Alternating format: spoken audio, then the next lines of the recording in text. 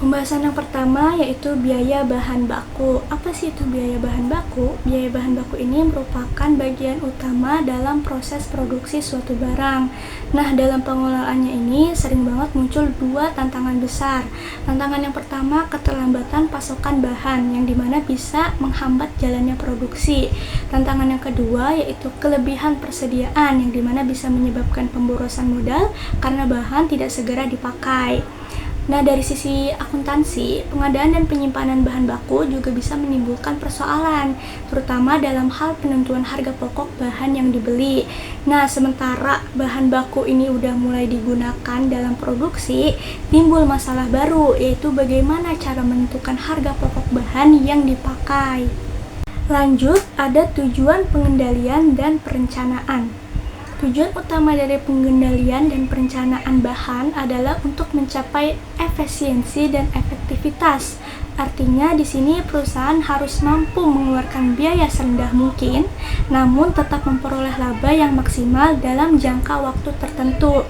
Untuk itu, untuk mencapai tujuan tersebut, perusahaan perlu mengendalikan dan merencanakan penggunaan bahan baku dengan baik, menghitung harga pokok perolehan bahan yang dibeli, serta menentukan harga pokok bahan yang digunakan dalam proses produksi.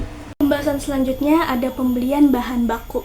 Nah, dalam suatu organisasi yang besar ini, pembelian bahan baku biasanya dilakukan oleh Departemen Pembelian. Nah, Departemen Pembelian ini memiliki 4 tugas utama yang harus dilakukan. Yang pertama itu ada menerima bukti permintaan pembelian atas bahan baku. Yang kedua, memiliki informasi mengenai sumber pasokan, harga, dan jadwal pengantaran.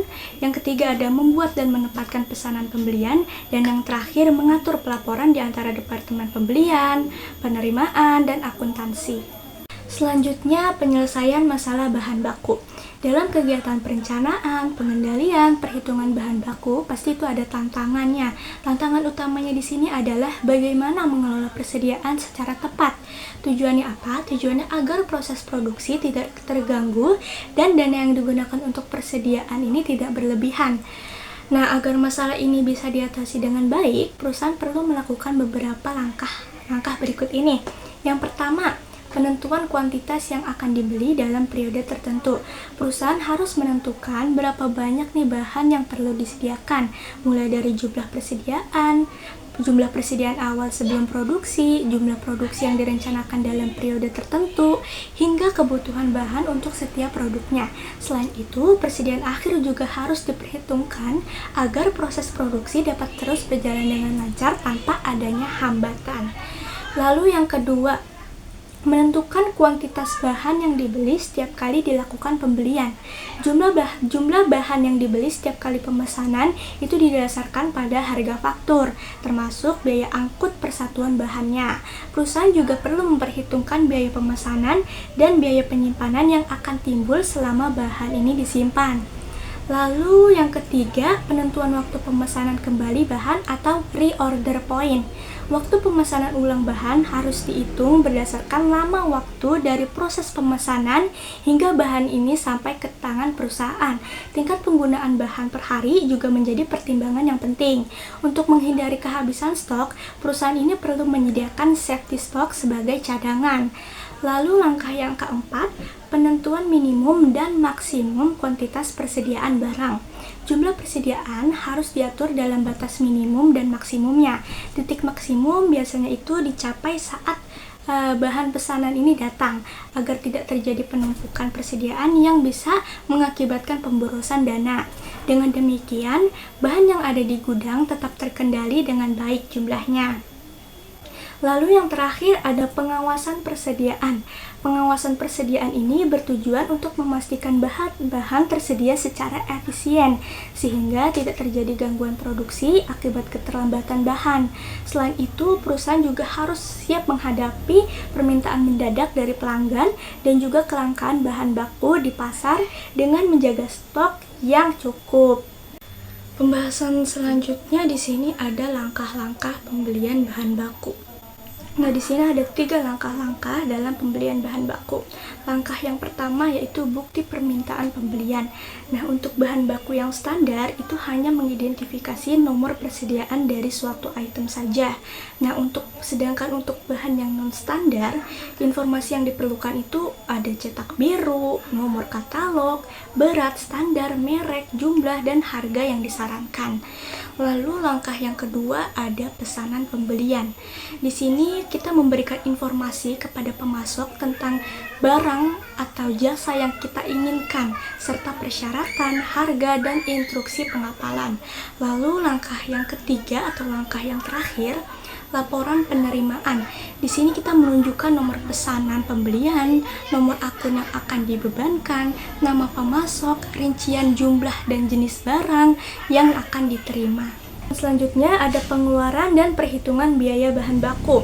Dalam proses pengeluaran dan perhitungan biaya bahan baku ini terdapat beberapa dokumen dan langkah penting yang digunakan untuk memastikan bahan baku dikeluarkan dan dicatat dengan tepat.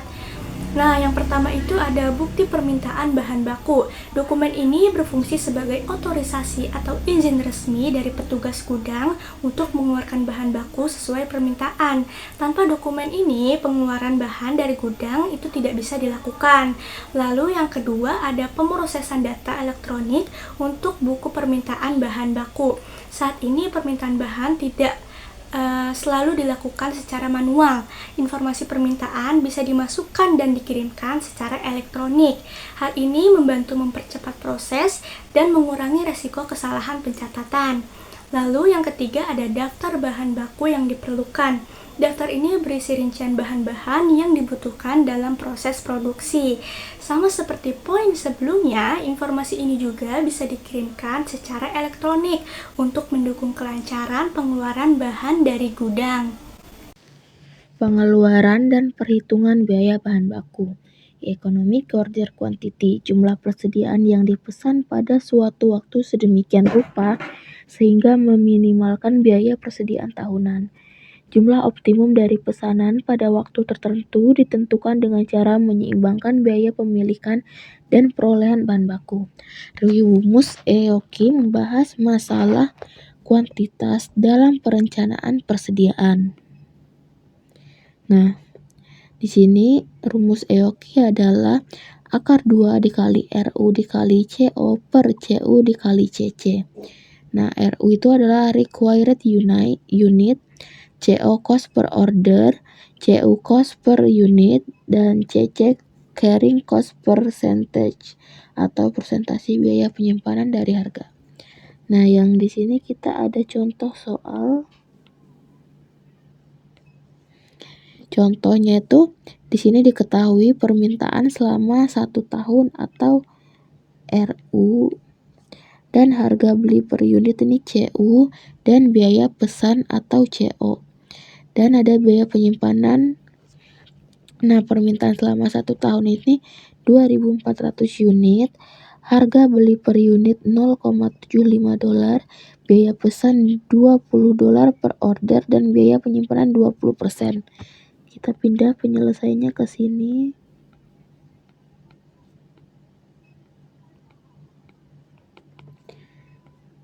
EOQ sama dengan 2 dikali RU dikali CO per CU kali CC sama dengan 2 dikali di sini RU-nya 2.400 unit.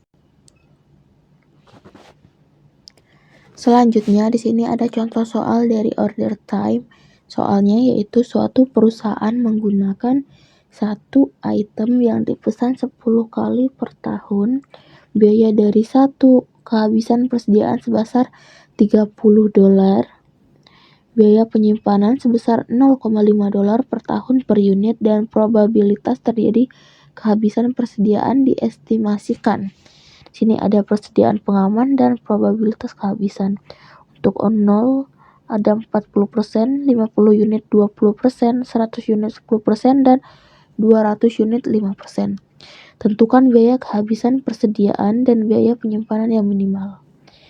penyelesaiannya. Di sini kita buat dulu 5 tabel. Nah, tabel A dan B ini ngikutin dari yang di sini tadi, dari persediaan pengaman dan probabilitas kehabisan. Terus untuk tabel yang C itu didapat dari B, tabel yang B atau probabilitas dikali dengan jumlah pesanan per tahun. Nah, jumlah pesanan per tahunnya ini kan macam-macam. Ada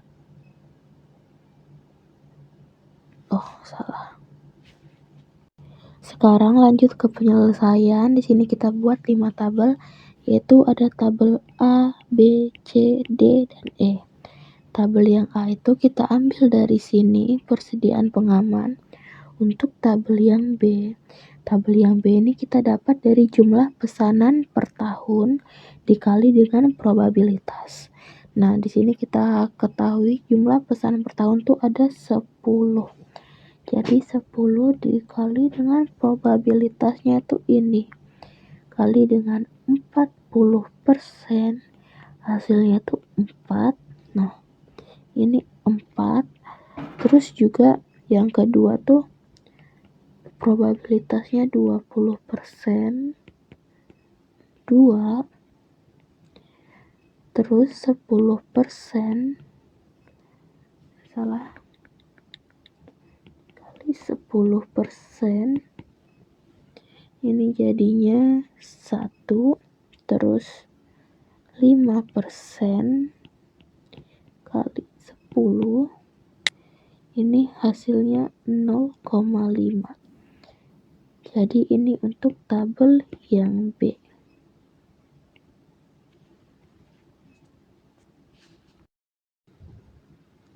Nah, sekarang lanjut ke untuk tabel yang C.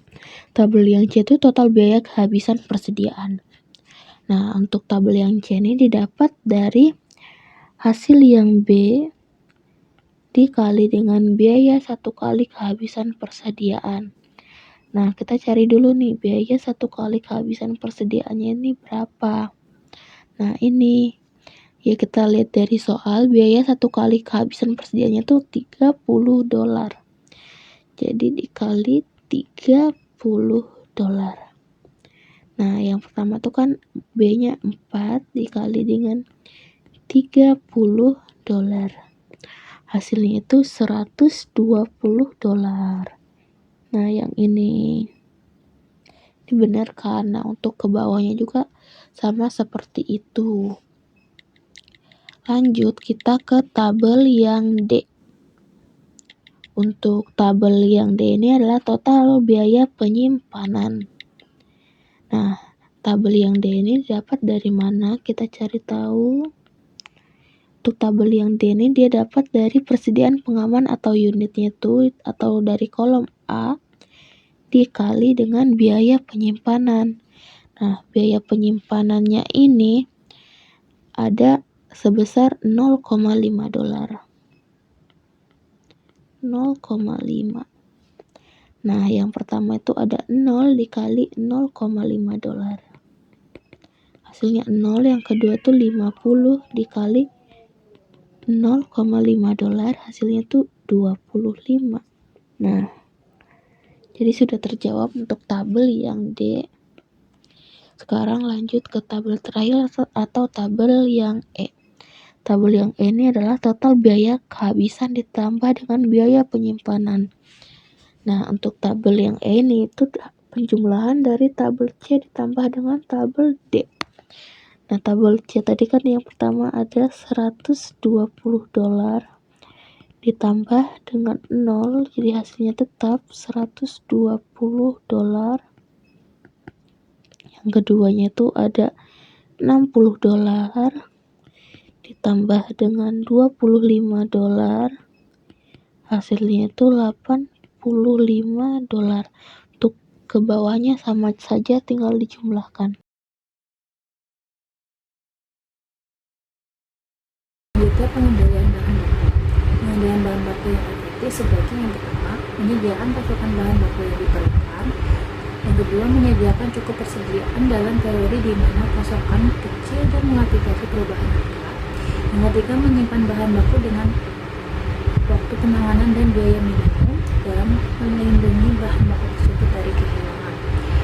Yang keempat, meminimalkan item-item yang tidak aktif. Yang kelima, memastikan persediaannya cukup untuk pengiriman segera ke pelanggan. Yang keenam, menjaga agar jumlah modal yang diaplikasikan dalam persediaan berada di tingkat yang konsisten. Yang selanjutnya, ada metode pengembalian bahan baku. Yang pertama, order cycling method, yaitu memeriksa secara periodik jumlah bahan baku yang tersedia untuk setiap item. Yang kedua, min and max method, berdasarkan pernyataan bahwa jumlah dari sebagian besar item persediaan berada pada kisaran batas tertentu. Selanjutnya ada metode perhitungan biaya persediaan. Di sini ada 3. Yang pertama, FIFO, atau disebut dengan first in first out. Ketika bahan baku dikeluarkan, metode ini membandingkannya sesuai dengan harga persediaan tertua yang ada di gudang. Keunggulan metode ini adalah yang pertama, bahan-bahan yang digunakan dikeluarkan dari catatan biaya secara logis dan sistematik. Yang kedua, pergerakan bahan yang berkesinambungan, teratur dan berurutan menciptakan kondisi yang perlu untuk konsisten dengan pengembalian bahan secara efisien, khususnya bagi bahan yang mudah busuk dan perubahan mutu beserta bentuknya. Yang kedua, ada biaya rata-rata tertimbang.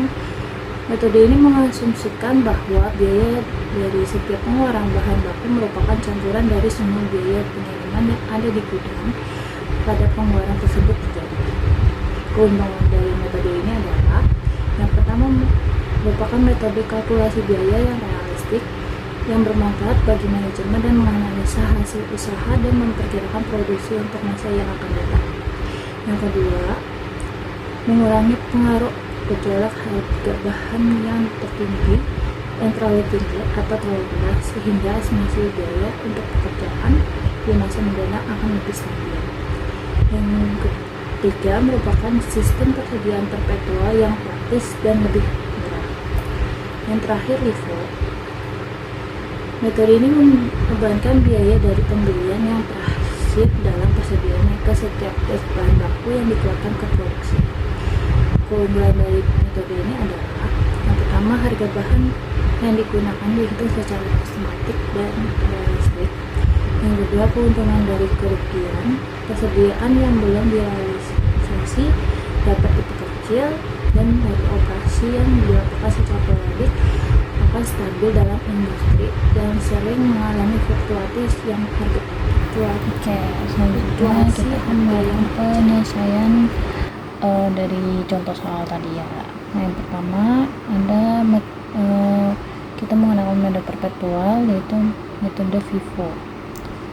Oke, yang pertama di sini ada kolomnya itu berupa tanggal masuk atau beli, buat atau pakai, dan terakhir sisa.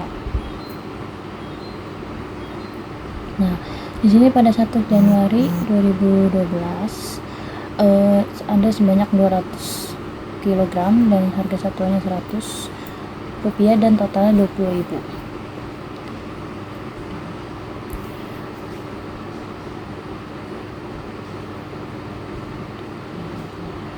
Oke, lanjut di 12 Januari 2012 di sini ada 400 kg dengan harga satuan Rp120 dan totalnya Rp48.000.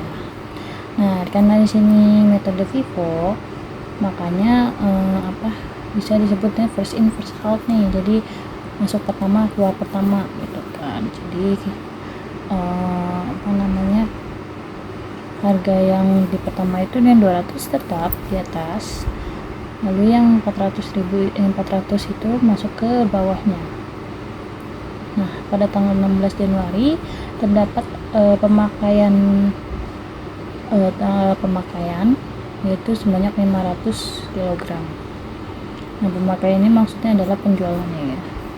Jadi tanggal 16 ini ada penjualan sebanyak 500 kg, yang mana yang pertama 200 itu dapat dari yang pertama ini, karena first in first out, jadi keluar pertama, jadi barang yang pertama, persediaan yang pertama yang di ini kita taruh di atas sini.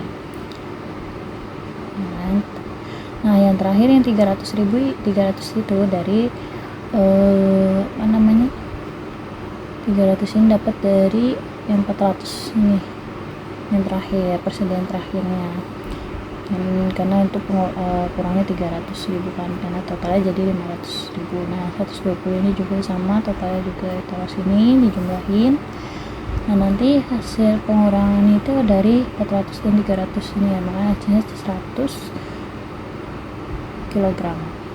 Nah yang kedua, dan itu juga sama, yang tanggal 26 Januari itu ada, itu 28 juga sama. Nah tanggal 29 ini ada retur pembelian.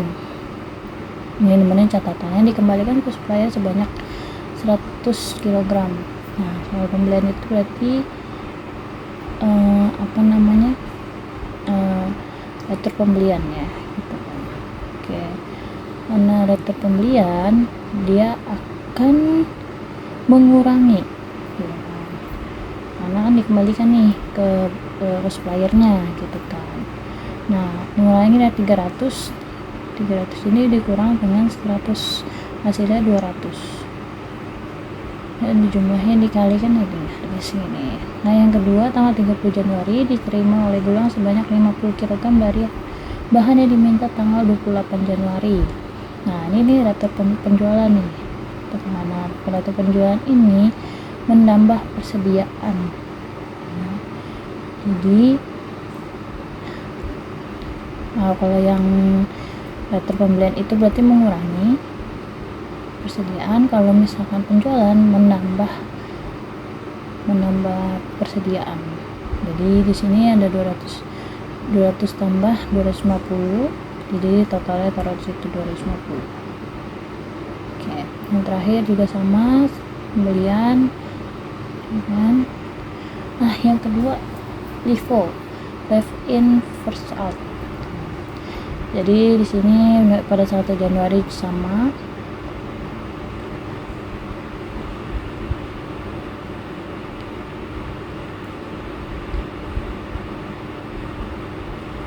ya, pada tanggal 1 Januari sama, persediaan awalnya sebanyak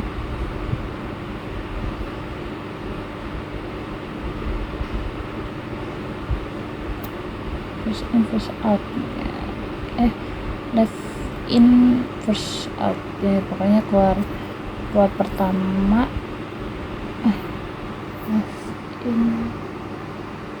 keluar terakhir, masuk pertama. Oke.